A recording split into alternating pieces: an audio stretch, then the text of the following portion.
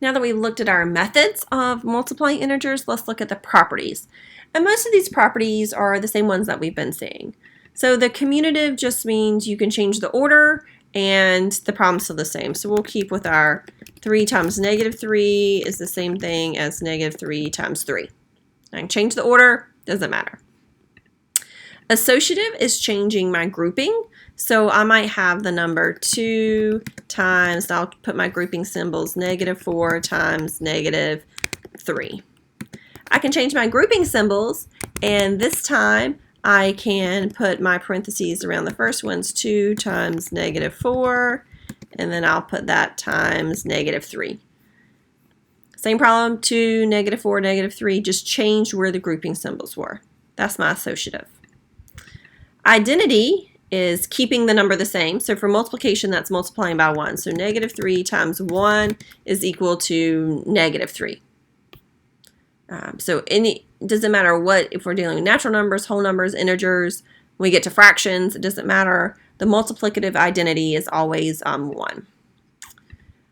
Distributive, we still have the same. We do have to worry a little bit about the negative. So I'll do negative 2 times 3 plus, I'll put a variable in there, x. So when I do this, when I distribute, the negative has to go to both terms here. So get back to my text here. So this would be negative 6 minus 2x. So I'll distribute to both terms.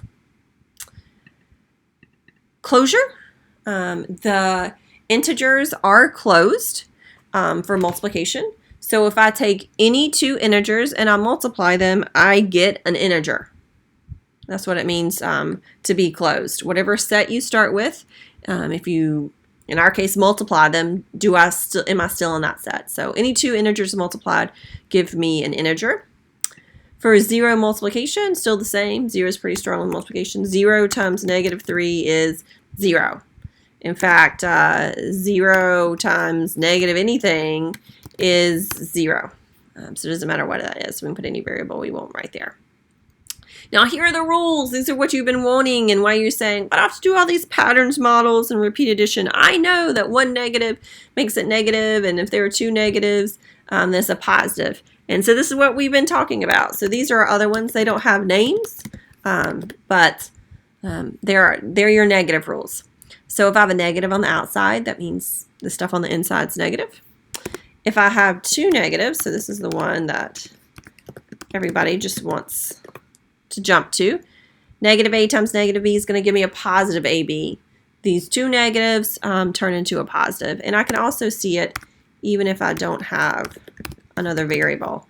These two negatives are going to make a positive a. So there is our official rule. Since you made it through all of the methods, you have it.